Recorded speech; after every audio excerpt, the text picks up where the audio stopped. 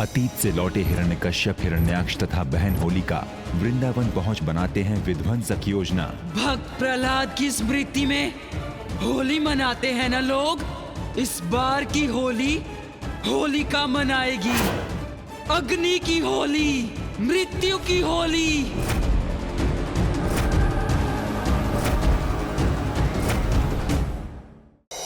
वृंदावन में भय का जाल बिछाने अपने कदम चलती है होलिका।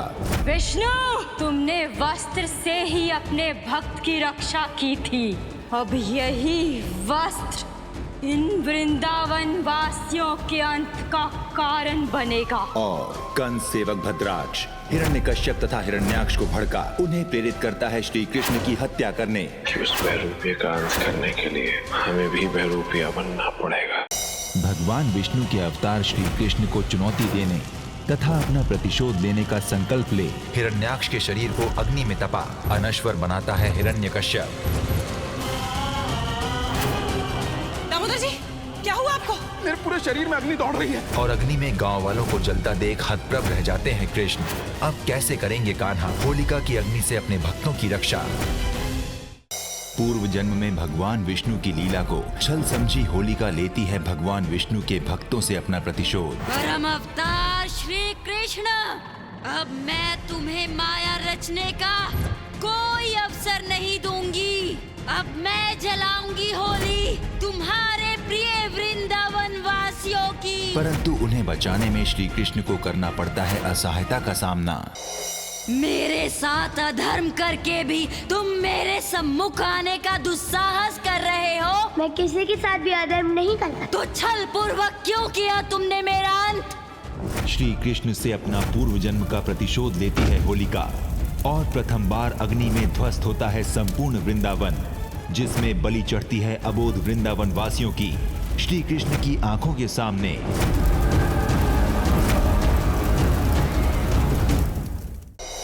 सभी वृंदावन वासी मिल होलिका के आतंक के विरुद्ध करते हैं भगवान विष्णु की आराधना और श्री कृष्ण करेंगे होलिका का उद्धार। होलिका, मैंने तुम्हें एक अवसर दिया था किंतु तुम नहीं मानी। अब तुम्हारे अंत का समय आ चुका है।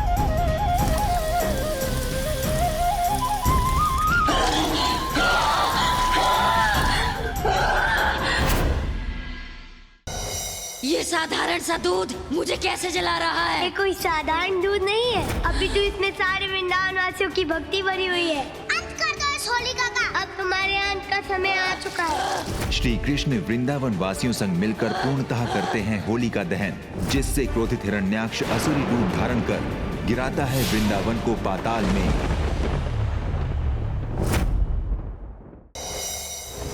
चलाओ इस गुलेल को और रोक दो इन तीरों की वर्षा को।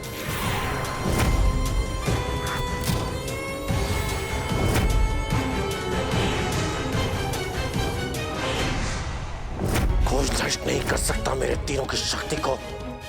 वृंदावन को पाताल में धंसा कान्हा को वराह अवतार लेने के लिए बाध्य करता है पूर्व जन्म का असुर हिरण्याक्ष। जीवित नहीं बचेगा तू। अरे हिरण्यकश्यप, इधर उधर क्या देख रहे हो? मैं तो यहाँ हूँ। एक बार पुनः अपनी लीला में फंसा हिरण्यकश्यप और हिरण्याक्ष को भ्रमित कर देते हैं कान्हा। आओ आओ, पकड़ो मुझे। परम अवतार कृष्णा, तेरे वराह रूप का अंत करके ही मेरा प्रतिशोध पूरा होगा। हिरण्याक्ष, अधर्म कभी भी धर्म पर विजय नहीं पा सकता। हिरण्याक्ष का उद्धार करने हेतु विष्णु के वराह अवतार को धारण करते हैं श्री कृष्ण।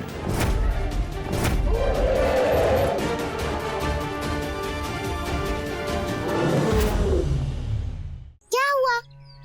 आपका भक्ति में ध्यान क्यों नहीं लग रहा है? किस सोच में पड़ गए आप? राधा, जब कान्हा मेरे साथ नहीं होता है, पता नहीं, मुझे ऐसा लगता है जैसे कोई अनर्थ होने वाला है। मुझे अभी भी किसी अनिष्ट की शंका लग रही है। ताऊ, किसी अनिष्ट को कोई कान्हा थोड़ी ना रोकेगा। आप जो करेंगे भगवान वरा ही करेंगे। इसलिए आप तो अपनी पूजा में ध्यान लगाइए। बात तो तुम्हारी सही है राधा, किंतु कहीं असुर से युद्ध हो रहा हो और बलराम पूजा में ध्यान लगाए, ये नहीं हो सकता। दाऊ, आपके कहने का अर्थ क्या है? राधा, कहता तो कान्हा है, मैं तो सीधे युद्ध करता हूँ।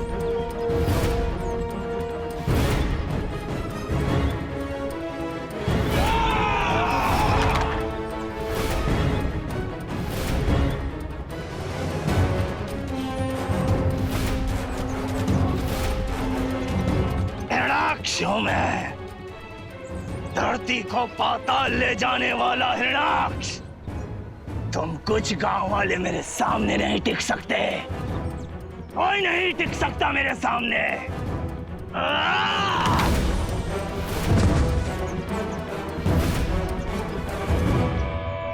हिरण्याक्ष, अधर्म से अधिक शक्तिहीन और कुछ नहीं होता, और ये बात आज तुझे ज्ञात हो जाएगी।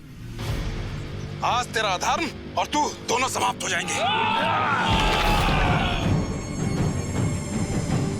कभी कभी मुझे ऐसा लगता है विष्णु से अधिक बलवान विष्णु के भक्त स्वयं को समझते हैं, किंतु आज उनके विश्वास और बल का अंत करके मैं अपनी बहन होलिका की मृत्यु का प्रतिशोध लूंगा।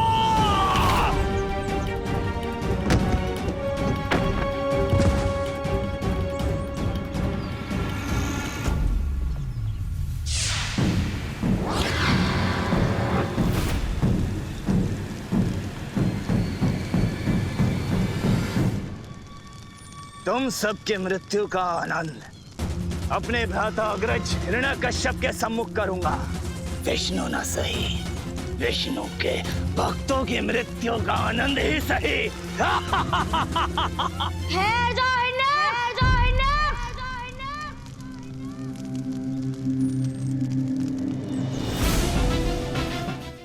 वृंदावन वासियों, तुम सब मरोगे। हिरण्याक्ष और हिरण्यकश्यप एक साथ मिलकर करते हैं श्री कृष्ण और वृंदावन वासियों का अंत करने का प्रयास, और असुरों के इस अचानक आक्रमण से कान्हा हो जाते हैं आश्चर्यचकित। वृंदावन के ऊपर कोई संकट है, मुझे शीघ्र ही वृंदावन पहुंचना होगा। आपकी जोड़ी किसी और के साथ ही अच्छी लगती है। किसके साथ? हमारी मापू के साथ। कुछ तो है तुझसे राबता, कुछ तो है तुझसे राबता, कैसे हम जाने हमें क्या पता, कुछ तो है तुझसे राबता। आपको पता था कि आपकी मेडिसिन खत्म हो गई है, तो अब टाइम से पहले मंगवा लेते ना। मुझे तो कुछ समझ में नहीं आ रहा कि कौन लाएगा। मैं ले आती हूँ रानी दीदी। रानी दीदी, आप मुझे पर्ची दीजिए, मैं बस यूं गई और यूं आई। कितना आसान है इस गवार को बेवकूफ बनाना।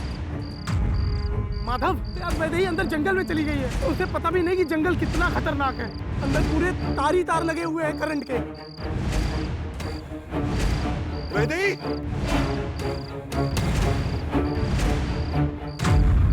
दरअसल हम अपनी बीवी से बहुत तंग आ गए हैं। बताइए प्रॉब्लम क्या है? प्रॉब्लम ये है कि बस वो अचानक जो है हमारी सुताई करने लगती है। जब कभी भी भाभी जी आपको मारे तो आप उसको एंजॉय कीजिए। अरे खड़ी खड़ी सोच क्या रही हो पगली? Come on, Suta me. Ajay Bhavani,